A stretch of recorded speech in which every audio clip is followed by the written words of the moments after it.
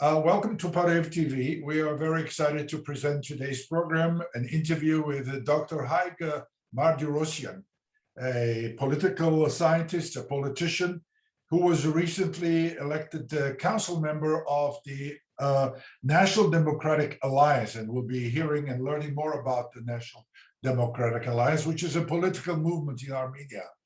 Once again, Hayk, let's be informal because we have a long way to go today. I know you are moving in America, in the East Coast and the West Coast, trying to disseminate information about the political movement. So let's start with what is the message of the Armenian National Democratic Alliance. The message is that the Armenian people have gone the wrong way for the past 100 years. Of course, the Soviet rule was a period of occupation. We didn't have much choice. But in the past 30 years, it was our choice, and we chose to continue the previous 70 years legacy of political domination by Russia over Armenia and humiliation, and then followed by the treason, both internal treason and external treason by the so-called ally Russia. The message is this, that if you do something all the time, you do the same thing, you cannot expect any different results. It's time to change the political vector of Armenia, the foreign policy direction. It's also time to change ourselves. But most of all, it's time to wake up from the deep sleep that we are in as a result of the disastrous war. We are losing the Armenian statehood. There is essentially no state anymore in Armenia. It's a failed state, both officially, according to all the political definitions, and also practically. It's a completely failed state. No matter we believe in that here in Diaspora or we don't, we choose to reject it blindly. But it is a matter of fact that it's a failed state. There should be an exit from this situation. Otherwise, we're going down forever. Therefore, the National Democratic Alliance has come with this message that we have to think over the change of foreign policy first. Second, we have to do certain reforms inside the country itself. But in order to achieve all of this, the first step should be the removal of this treasonous regime, which has no alternative. Removal has no alternative. We have a couple of key points in our policy, which is transitional justice. It's also lustration or declassification of the former Soviet and then post-Soviet security service networks and the agents networks who have served Russia, essentially. One of the most key points on our agenda is the declaration of the legal continuation of the First Republic of Armenia. But we have gone even further recently. We think, and our approach is that there has been no First Republic, no Second Republic, no Third Republic. There has been one republic only. The First Republic, 1918, 1920, and then the republic was occupied, the country was occupied by Bolsheviks and Soviet Union later on. And you cannot count the Second Republic as a republic. You cannot count this republic as a republic because this is the continuation of the First Republic, and it is a failed republic because it was turned out that it was never essentially free and independent. But most of all, it's not about semantics, it's not about numbering, it's not about symbolism. It's more a practical approach. It's a practicality and a legally practical approach. Why? Because the legally recognized borders of the First Republic of Armenia, i.e. the only Republic of Armenia, have included many territories lost to illegal occupation by Turkey and Russia. and Azerbaijan.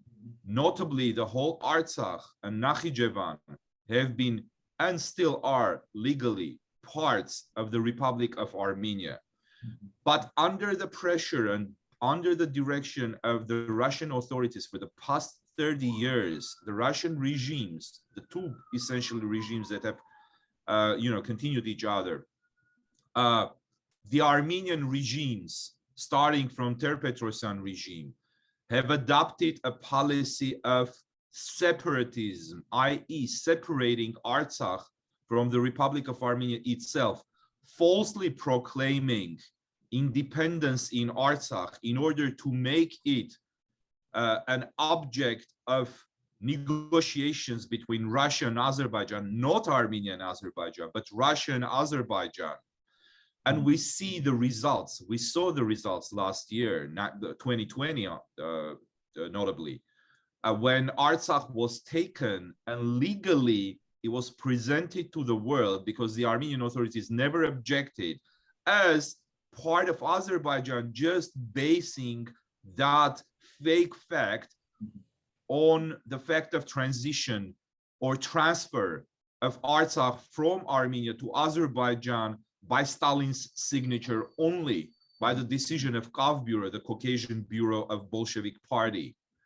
So if we continue the tradition of the First Republic, if we accept that we are the occupied and later on semi-deoccupied Republic of Armenia, everything falls in its place. And we have no legal or international problems with the recognition of Artsakh as part of territory of Armenia, which will give us an opportunity, a foothold to pursue this matter in a different way when the historical moment comes again to liberate our not only historical lens, but also legal lens. And the other key issue, as I mentioned before, is the foreign policy. We recognize that under this 200 or even 300, if we look any further, Russian occupation of Armenia has resulted only in loss of territories during 300 years, but notably during the past 100 years.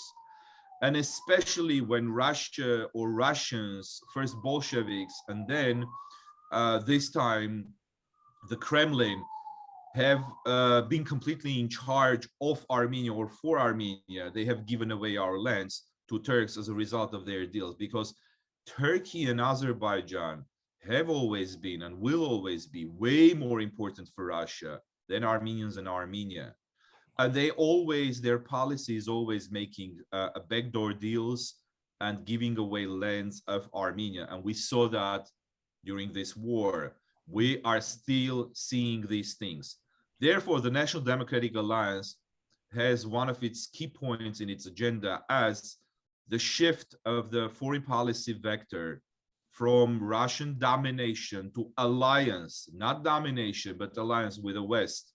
And first of all, with the United States. We recognize that it's very nice. It sounds extremely great, beautiful, amazing to say that, oh, we need to become stronger. We need to get stronger by ourselves. We have to get there. We have been unable to do that. And Russia will not let us do that unless we bring in an ally that was an ally 100 years ago as well. That was the major ally, along with the UK, the United States, of Armenia. And it's only US in the current world, in the modern world, that can help us build a strong and powerful country. Why is US interested? Because US is not interested in a stronger Turkey than it is now. US is not interested in getting a second China, a second Russia in this region in terms of Turkey's unification with other Turkic nations.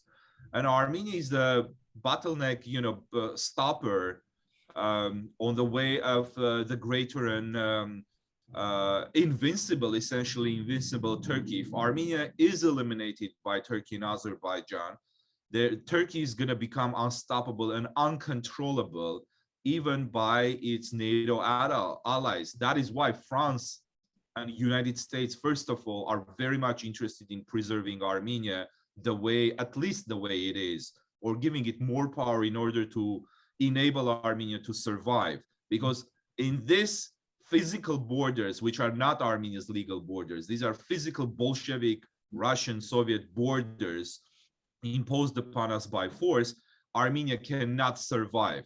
It is a fantasy.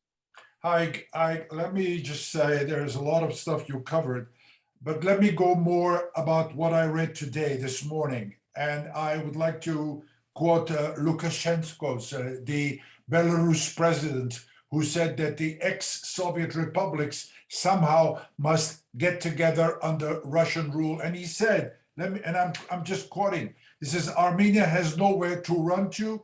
Do you think anyone needs Armenia? What is your reaction to a statement like this, which many people say Armenia has nothing to offer?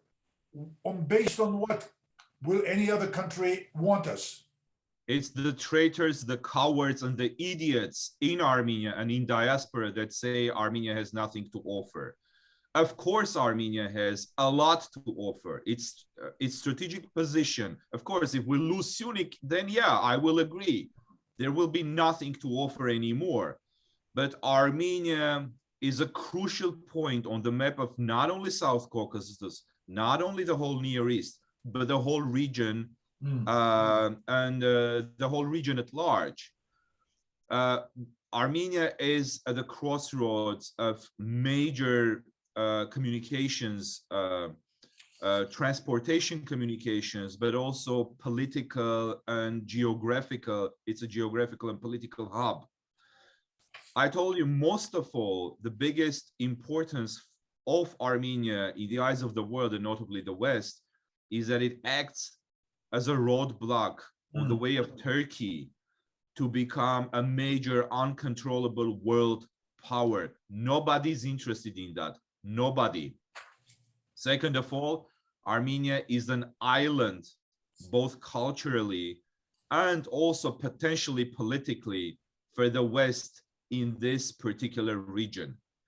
Armenia has a lot to offer, just the same way as Armenia had a lot to offer 100 years ago when Woodrow Wilson was defining Armenia's legal borders based on international law, based on a mandate given to him by the predecessor of the UN of the time, the League of Nations. Why did he support Armenians so much? Because again, it was against Turkey's recovery. The US was against Turkey's recovery. US saw the aggressive stance and the aggressive policies of Turkey, which are exactly the same today. Therefore, Armenia has a lot to offer. But if we say we don't have anything to offer, that means we put ourselves in a situation, in a position from which there is no way out. And yes, that is a way under more destruction towards more destruction under Russian rule, and towards more becoming a subject of trade between Russia and Turkey. We have, this is a terrible message, but this is also a good message in terms of it enables us to see how the Russians and the Belarusian leader who tries to reconstruct the Soviet Union, revive the Soviet Union with the Kremlin, it is a good message in terms of that it enables us to understand what their policy is.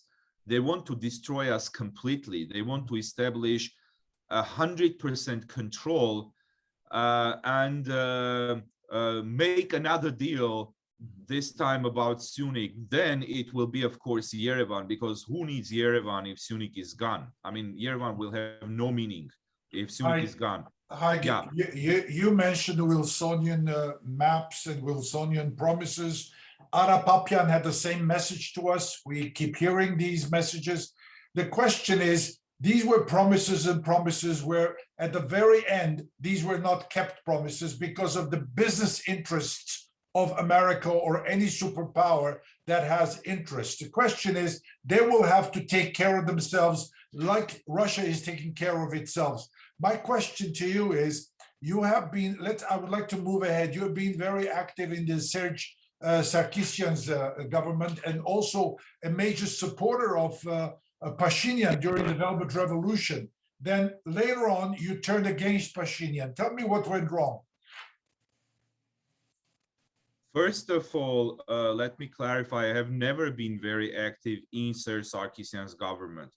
I have been the chief aide to the prime minister who was in the government of Serge Sarkisyan in 2016, but that work has lasted 30 days only, 1 month. And I have resigned promptly after Dmitry Medvedev's visit when we hosted him in the government. And that was right after a result of a 4-day April war of 2016. So my disagreements became so strong during 30 days that I decided to resign, and I resigned, and I immediately went into opposition.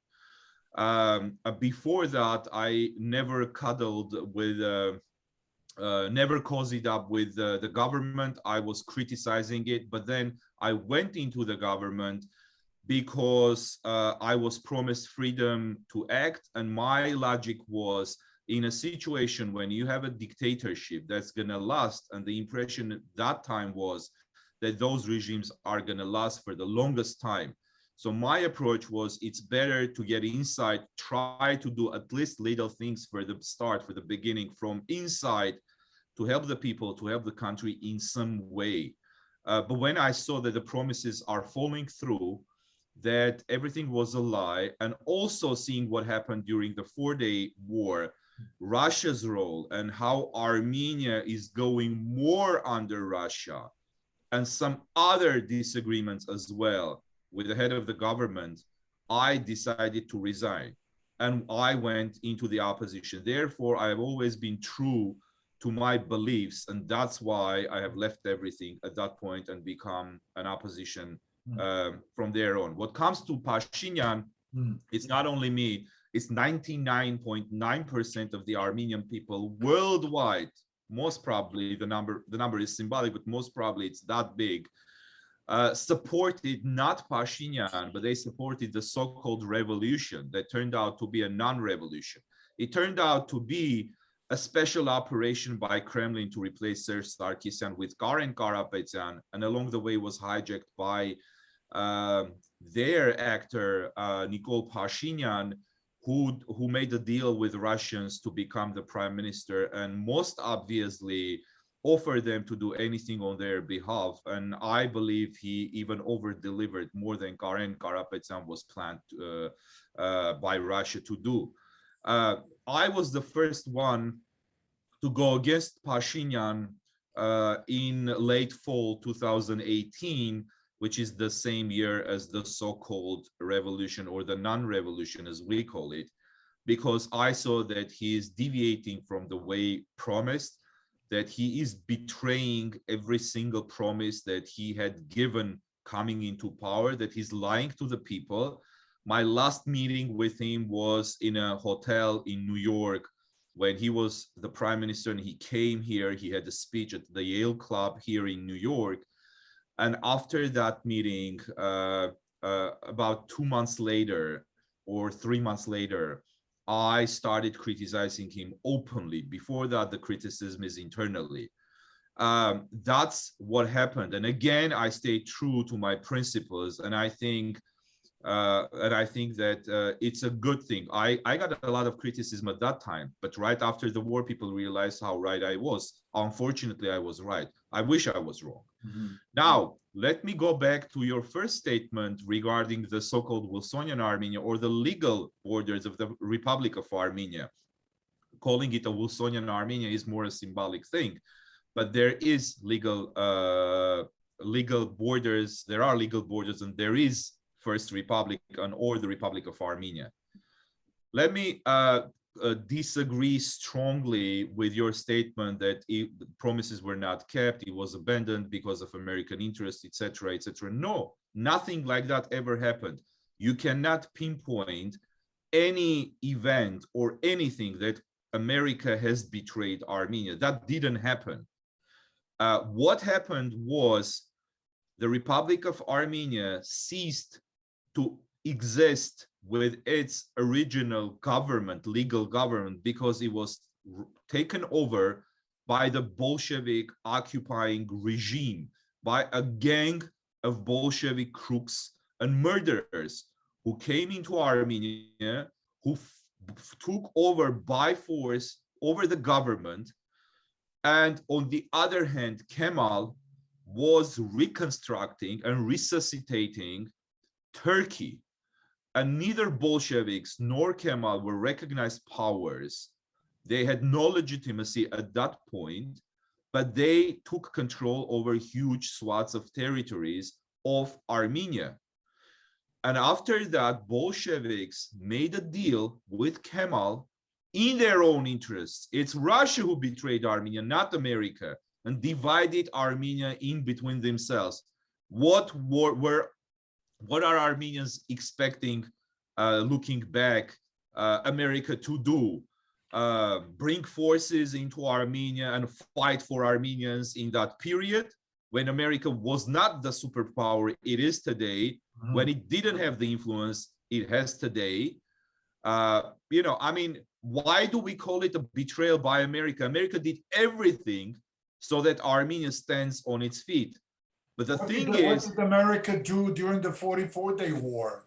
Just a question. Okay, it did a lot. It offered to place Scandinavian peacekeepers in the region. It was a counter offer to Russians, what Russians had offered. Russians had offered Russian forces, which are not legally peacekeeping forces. According to international law, they are not peacekeeping forces. They're occupying forces. Okay, first of all, that offer by O'Brien, which was made in LA's press conference, was immediately rejected by Pashinyan, because most obviously he had to deal with Russians and Turks and Azerbaijanis. America has offered non-lethal weapons, as far as we are concerned, to Armenian government, and Armenia has refused to America. Certain French high-ranking political figures have confirmed to me personally during my visit this last year to Paris that France has offered non-lethal weapons, i.e. air defense systems to Armenia, and the Armenian government has rejected that help during the 44 year. So if you have a treasonous regime, nobody can help you ever. Don't forget that Trump was president during the 44-day war, which means that the isolationist policies of the US White House, and I don't want to call it the government, but the White House policies of that time were preventing America from interfering more. Secondly, we need to understand one single truth. Armenia is the slave, is the political slave, is the servant, voluntary servant, is the so-called ally, official ally of America's greatest enemy, Russia. Therefore, why would America come to your help if you reject American help, if you go and kiss America's enemies' feet, if you have served them for ages and your people have never expressed will to become allies with America? And regardless, America has done something amazing and truly unprecedented in international politics, has still offered help to Armenia and Armenian people. Who is preserving Syunik today? Whose ambassador is traveling to Syunik every other week, almost, figuratively speaking? Who is allocating money and assistance to Armenia? It's America. It's also European Union. Why are they doing this? Is Russia doing it? No. Whose responsibility is to return the POWs to Armenia?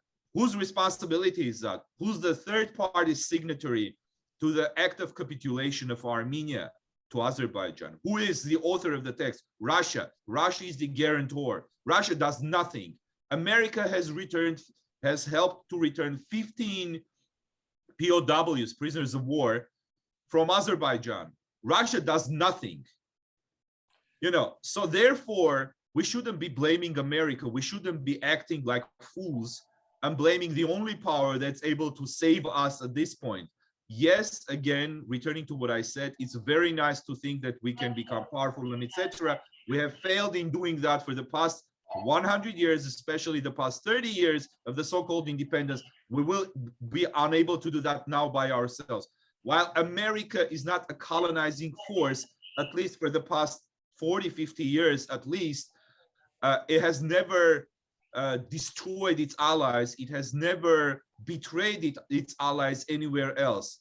If somebody will speak about Trump betraying Kurds, that's a different story. That's Trump, that's Kurds, that's not a state, but also that's not the regular American policy. And let's not forget that what comes to Kurds, it's an example why I'm talking about this, because it's an example that Armenians serving Russian interests, representing Russian interests and acting as agents of Russian interests in Armenian diaspora always speak about this issue with Kurds and Trump, forgetting that it is State Department and the Congress that forced President Trump to reverse its policy of betraying the Kurds. Therefore, that was not American policy. That was the White House's policy of that time. Today, not only the White House, but also the whole US government, the whole United States of America are the only real, true partners, along with France and the European Union, of Armenia. And it's them who preserve Armenia and its physical borders in order not to allow Turkey unify with Azerbaijan and go any further and become a huge regional force, a competitor and a threat to American interests. You are a political scientist, you're a politician. I read you loud and clear. You're very, very clear. You're very clear. But let me just say, the International Republican Institute, I don't know if you know them, conducted the poll in Armenia just to figure out what do people think about Russia, about America, economics, politics. And it was surprising to me, maybe not surprising to you, maybe you think it was all fixed, but many people still think Russia is our best friend. Many people think our economies are intertwined, we depend on them. We had an election, Pashinyan won. This was the voice of the people. In the diaspora, many people or many organizations have over the last century have said, whatever government is in Armenia, that is the government we support. How do you expect us to change that? What kind of a mental revolution should we go through? Or what do you expect of us? Thank you very much for a wonderful and very important question, Vartan. I'll try to go point by point. First of all, the poll doesn't show complete support for Russia amongst the population. It is declining. It is declining. Yeah, but still it has the top. Yes. It is declining big time. It's very, very much visible. I can tell you based on my personal experiences inside Armenia, and I spent a lot of time last year in Armenia, that even many people who have been traditionally pro-Russian, they have believed in all those brainwashing, processes that have gone with the Armenian people inside Armenian diaspora, that Russia is the ally, etc., etc. They have seen what has happened. Go to Artsakh, conduct an amateur poll, even an amateur poll in Artsakh, and you will see who they support now. They don't support Russia. They are the first to see it firsthand, the war, to experience it on their skin. And Artsakhs know very well the part of the Armenians who live in Artsakh. They saw who was the responsible party for the loss in the war. Who allowed all of this to happen? Who brought Turkish forces officially on the ground of Armenia and Artsakh and placed them in Akna, which is called Aghdam in Azerbaijani, and established a monitoring, so-called monitoring center, which is a surveillance, air and space surveillance center of Russian and Turkish forces, and they surveil Armenia, including Artsakh, because Artsakh is part of Armenia. So Artsakhi's understand that. Yerevansis also understand that. Kapansis also understand that. Shiraksis also understand that. So there is, of course, a part of population who's not politically savvy or who's been brainwashed. Don't forget, for 300 years, Armenia is under Russian occupation. For the past 100 years, exactly 101 years, Armenia is under complete Russian dominance. For the first 70 years, part of Russia itself, with no sovereignty, nothing. And for the following 30 years, under complete Russian control, which has only gotten stronger and stronger. Therefore, you will always have people who will love the destructive metropolis, because the metropolis has conducted a brainwashing operation and has put in place 4 consecutive regimes that have been agents of their influence and that has sought legitimacy only in Kremlin, not in Yerevan. Now, again, support for Russia is declining. We are the first political movement that has flown American flags in Armenia, that has flown European Union flags in Armenia, that has flown Indian flags in Armenia, because we see India as an ally as well. If you go back 2 years, it is impossible to imagine that it would have been tolerated by anyone to see an American flag flying in Armenia 2 years ago, because thanks to Russian propaganda, America was seen as evil. People who would speak anything good about America were seen on the political scene, were seen as, agents of America as something bad, right? Now we fly the flags. We fly all the American flags. We fly even American military flags. We flew them during a rally in front of the American embassy, a support rally for American. But you don't have the responsibilities of a government. No, let me clarify. The government flies just one flag, Russian flag. The government even sent troops to Syria under Russian flag, not Armenian flag, but Russian flag. Yeah, because we are cornered. We have nowhere to run, and somehow yes, you do have one way to run. You are cornered, but that's exactly why you should run to the only exit that you have, which is the Western world, which is the civilized free world. You have to run towards that direction. That's where your salvation will come from. Unfortunately, that's your only choice. Why unfortunately? Because it would have been great if we didn't need to run anywhere at all. If, Armenia would be able to be independent, get stronger by itself, be friends with the West, of course. But this is the only way you have to go now. But let me clarify. Let me answer all your questions one by one. Therefore, now people understand. People themselves fly American flags, which is a symbolical thing. People understand what America did 100 years ago, what America is doing today. And those who don't understand, they are coming to the realization of this fact. It is a fact now. So the public attitude is greatly changing. It is changing. Everybody knows this in Armenia.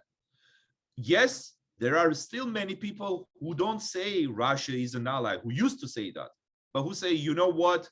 Russia is an enemy. Russia acted like an enemy, but we have nowhere to go. America doesn't need us. These people don't understand the reality, but they already understand the first part of the reality, and they will come to the realization of the second part too. They understand that Russia has sold us off to Turkey. Now, to the second question, you said that this government was re-elected, that Pashinyan was re-elected. No, he wasn't.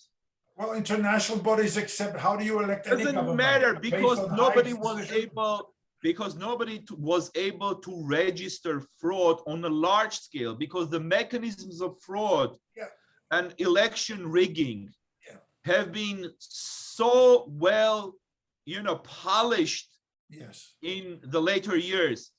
According to certain credible reports and analysis of certain specialists, around 250,000 votes of dead people and people who have immigrated have been cast in this election.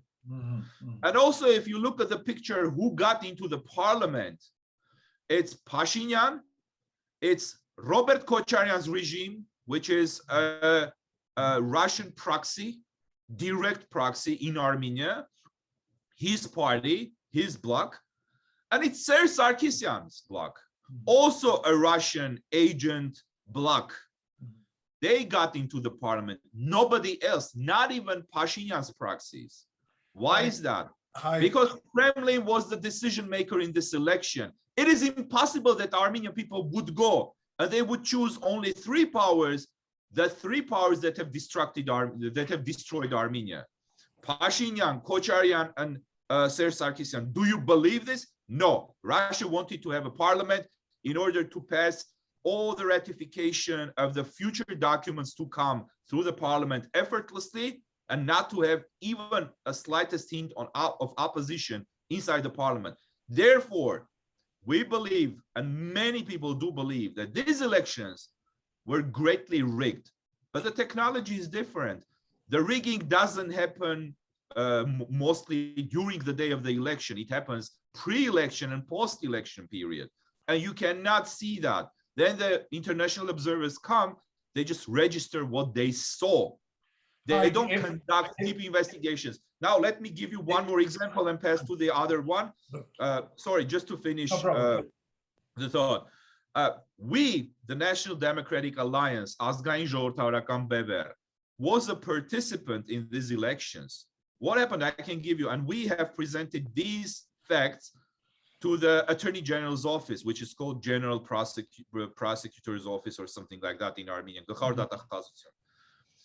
There are constituencies, there are election points where we have, let's say, there are 200 votes, we have 30, right? There is a document stating that we have, let's say, 30, 40, whatever, 20, 10, signed by everybody who has counted the votes on the spot. A day later, the next day, Central Electoral Commission announces the official results. That same location, National Democratic Alliance received 0 votes. And we have presented around a dozen cases that we were able to track. We didn't have many people in all the regions, so it was very hard to control what was happening with our votes directly. But it is a matter of fact, and we have presented. Where is that investigation? Nowhere. Where did it all go? Nowhere. Was it a rigged election? You be the judge. Now, the last question, you said something very important, that the diasporan organizations or many diasporans have traditionally said that no matter what the government in Armenia is, in order to support Armenia, we have to work with the government. Shame on them, and shame on those idiots who keep on doing that now. And I have to unfortunately register that the absolute majority of the diasporan organizations are consisting and run by idiots and morons who do this, who enable the treasonous regimes to give Armenia away, who don't implement any accountability mechanisms, who do this for photo ops with the leaders of Armenia, who enable Armenian regimes to use the resources of diaspora without any accountability to diaspora and to the Armenian people, and who shut their eyes in front of what crimes the regimes have been doing and are still doing. Right? You know, Hayk, you're very eloquent and very passionate, and I think you have a lot of good points you raised.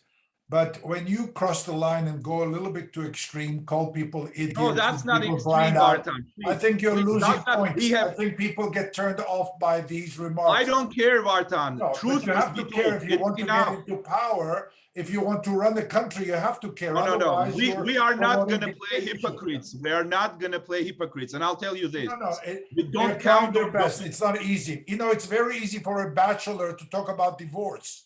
You're a very young man, a bachelor.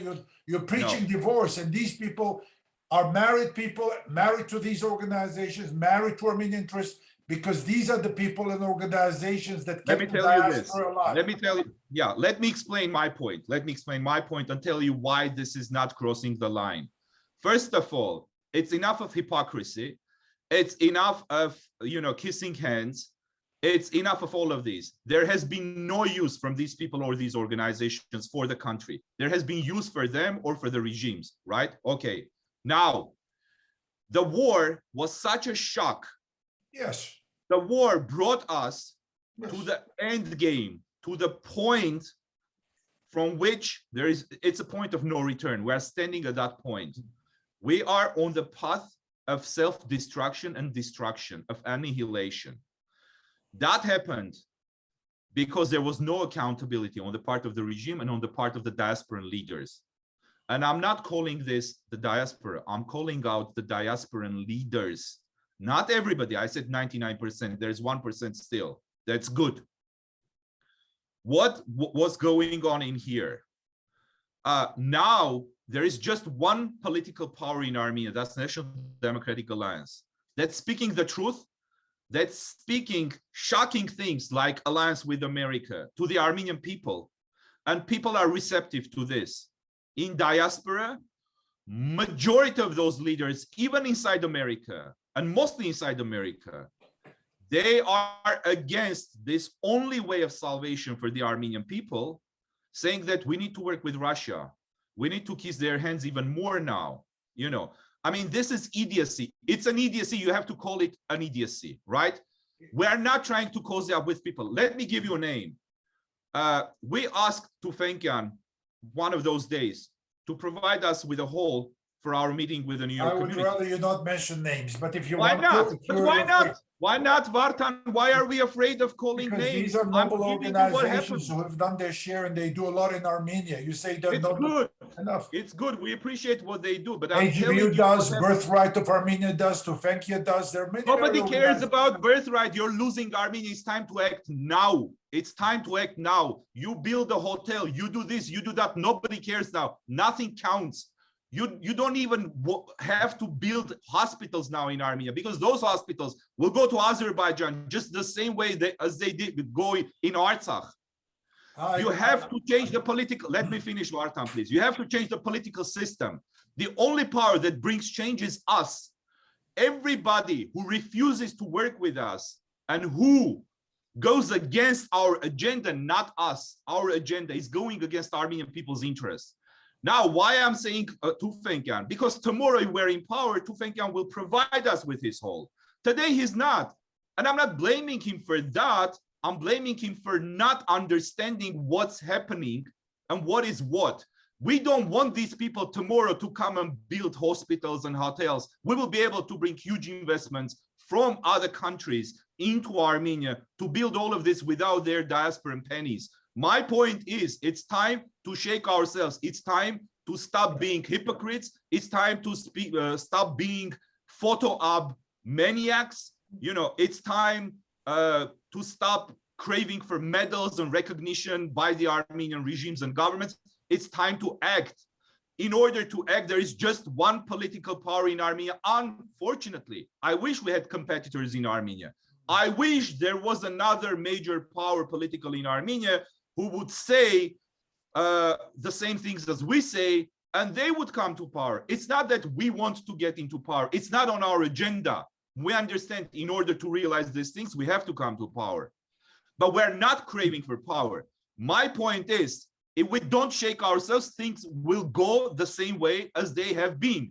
Where are the billions of dollars of diaspora that have been invested in Artsakh? Where are they? Azerbaijan enjoys them because of all these diasporan so-called leaders. It's crazy. It's enough. We have to call out names, and we have to call the things as they are. We have to name names. How will your policy towards diaspora differ from whatever policy Pashinyan regime has? That's a great question, and thank you very much. Pashinyan's regime is no different in those sense from the previous regimes. What Pashinyan regime is doing is taking money from diaspora, also, causing up with those same people who were causing up with Sarkisyan, handing out medals, making receptions in the embassies, and all these, idiots feel happy. They go, they take pictures with Lilith Makuns, with the consul general in LA. They feel so happy. That's all they need, right? To hang the photos in their offices and feel important. That's the policy towards diaspora. Our policy is completely different. We say diaspora's money has been taken. Nothing has been offered in return, not only to diaspora, but to the Armenian people. We say diaspora's involvement in Armenia's governance shall become a primary issue. But how? We are lacking professionals in Armenia now. We are lacking people who are highly educated.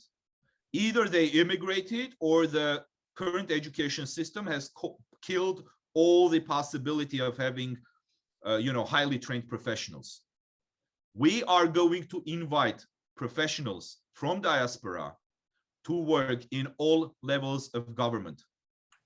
Number one, we will eliminate the barriers for a dual citizen, a triple citizen, a quadruple citizen to become a high-ranking official in Armenia. Something that Ser Sarkisyan has implemented and that Nikol Pashinyan has vehemently defended. We will eliminate that from the constitution. We will eliminate and change the whole constitution. We will rewrite the constitution. We will establish a democratic constitution. Now, the diaspora shall feel responsibilities as well. It shall take over certain type of role of checks and balances over what's happening in Armenia. If you give money, you shouldn't be giving money for photographs with the leaders of the country or for dinners or for private calls with the president or prime minister. You should get involved and you should bring the values that you have in here. That's why we will not work with those ones that refuse to work today with us to help save Armenia, but we will work with a new generation or with those who cooperate with the ideas and who bear the ideas that we bring forward. And it's not rejectionism, it's not extremism, it's reality. We are in a catastrophe. We are living in historic times, and we are on the brink of extinction. We just don't realize it. We do, but many don't still. Therefore, the role of diaspora shall become bigger, the diaspora shall become influential, the diaspora shall get involved in the reconstruction of Armenia. We will create situation and conditions for notable or unknown but highly professional diasporans in every level to go to Armenia, to train the people and to lead agencies, ministries, departments, to start businesses. It's also related to tax policies that we're going to conduct. Therefore, the policy that we are going to implement is completely different than what has been carried in 30 years. Birthright and things like those that are very nice, are very good, but they have to be effective. They are not effective by themselves. Hayk, in the diaspora, the church plays a major role in the life of diaspora Armenians. Many people say it's the church that kept us Armenians during hard times, hard days, and there was a lot of work being done. Others claim that we have to connect with Armenia. My question to you is, what is your position with the church? I personally, I will speak on my behalf, or I'll express my personal opinion. This is not NDA's official opinion, even though it may coincide or it may not We have not discussed this. This has not been on our agenda, this particular issue. But my view is, I see the Armenian Apostolic Church as a historic institution, as an extremely important institution, as a huge and very important network for our people. Unfortunately, it has deviated from its mission. It has become a shadow structure by itself, thanks to its leaders. And I believe at least, that we need, and I'm sure my colleagues, the other 9 board members, most probably believe that's this too, that the church has also to be reformed completely. Not the church as a system of religious belief or its religious aspects, no. As a structure that has served the regimes for the past 30 years, that has, according to certain, let me call it, serious suspicion, so-called, whose leadership has served the Russian special services. We know very well that in Soviet times, the whole church leadership, Yes. almost all, was serving the KGB. I have a surprise for you. Not much has changed since then. Therefore, we have to help the church clean itself. We are not going to mix the state with the church, but we understand that the church has become an adjacent structure to the state. We have to separate it, but we have to reconstruct the church in terms of making it go back to its initial mission, which is to serve the people, to serve spiritually, to serve socially. First of all, social service. What did the church do after the 44-day war? Can you tell me? Nothing. Zero. What could they have done? They could have helped the refugees. They could have financed with big programs, with the big money that they have, the recovery of wounded soldiers. They could have helped the families. They could have, if they have been an adjacent structure to the state, at least seeing that the state, the government, has killing the state, they could have spoken against the government. Well, let nobody say the church is not political. Let nobody say the church is not political, right? In Armenia. I mean, the Georgian church is always... Every human being is political. Yeah, the Georgian church has always stood by its own people. You know, being a democratic country, Georgia, the church has always had its say in crucial times. Here we saw catastrophe. We are going through catastrophe. And what does church do? Tell me, where is the church? Where is the church? That's the question. Therefore, we have to return to help the church to return itself to its core values and stay true to those core values. We are not going to make it an adjacent structure serving the state. No, we will help it become independent. We will keep the separation of church and state. But in order to do that, you have to help the church to cleanse itself from its, episcopos, bishops, from its archbishops, and, higher up. Because it's the reputation, everybody knows what the reputation of those people is these days. What do? They still construct churches? Really? Constructing churches? Where is the money going? The diaspora has another thing to do here. They have to understand that giving to the church is giving to nothing, is giving to the people of the church, the leaders of the church.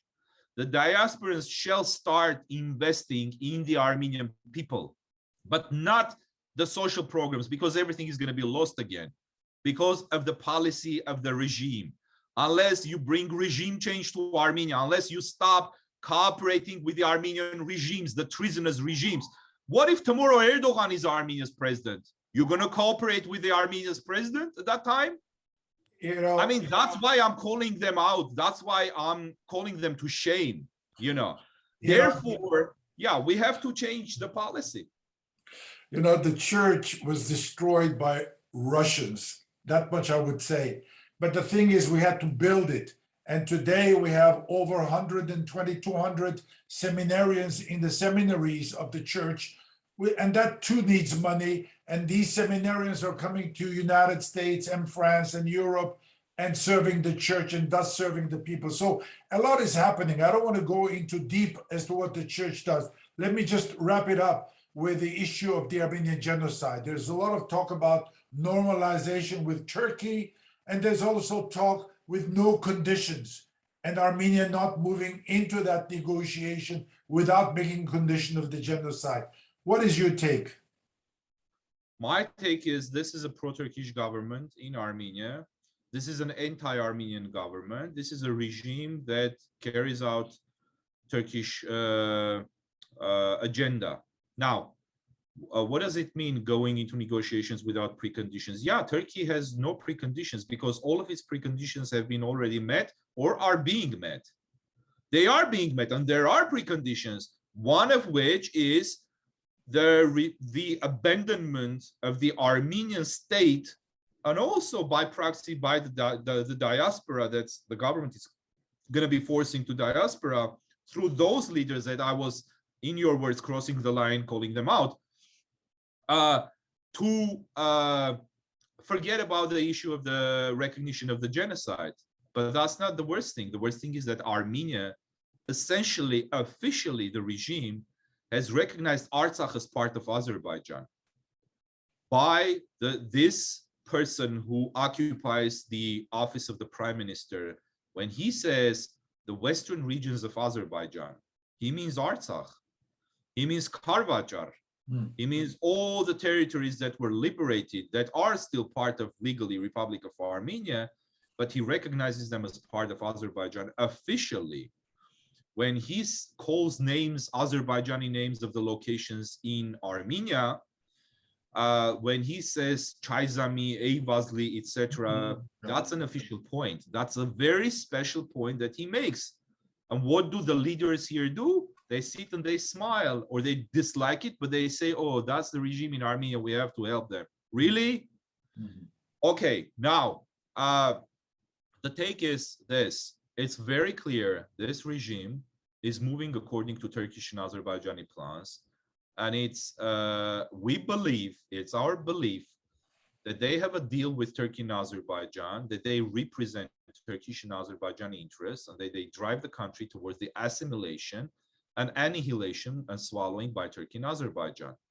In order to understand this, go back about 2 weeks ago, probably, Khachatur Sukyasyan, who's known by his nickname Gurzo, who's the most influential oligarch in Armenia today, the closest proxy of Nikol Pashinyan, and his many suspect his sponsor, a member of the parliament, who actually many believe, and I say all of those things diplomatically, many believe and etc., who many believe is the driver behind the policies of Pashinyan, and many believe is the intermediary between Pashinyan and the Turks, gave a press conference, a standing press conference in the halls of the parliament. Go watch that video.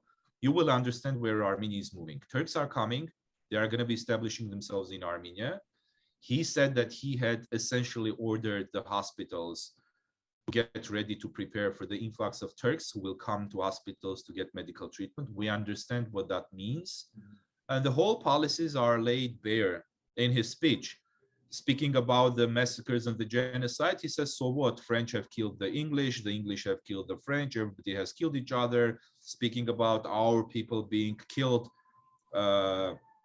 in Azerbaijani fire, not crossfire, he said, almost, I'm not quoting him literally, but he said, yeah, so what? We killed them as well. So it's normal, essentially. That's what he implied. Therefore, go watch and see. It's all Turkish preconditions coming to life, and part of them have been realized. Artsakh has been given. Armenia is denouncing its legal rights over its legal territories, which is not Wilsonian, which is actually First Republic of Armenia. Yeah, it is Wilsonian, but why we call it Wilsonian? It's First Republic of Armenia. Armenia is denouncing its sovereignty over Artsakh. Of course, there are no preconditions, or there are, and everything is being realized by this regime. Therefore, it's all a big lie. it's just another step on the way to becoming Turkey, part of Turkey. That's what's happening with Armenians. What do? We sleep. What does the diaspora do? Go look. They do kind of, I don't know, fundraisers for events. They honor each other. They bestow some awards upon each other. I mean, ridiculous and shameful. Hayk, I really thank you for this interview. I think you're a very clear voice. You're very passionate. You're very convincing. They're very good points you raise. You make us think. You make us help us turn the new page in the Armenian life. Where I cannot foresee the future, but I know it's not as easy as you try to put it, nor as difficult as you try to put it. But I really appreciate this conversation, which was very clear English. I know you speak also French very eloquently, and I would say you're an asset to the National Democratic Alliance. And I congratulate you for your hard work and wish you well. Thank you very much, Vartan, for this exceptional opportunity. I value your time. I value this air time, and thanks for having me. Greatly appreciate it. Thank you. Thank you.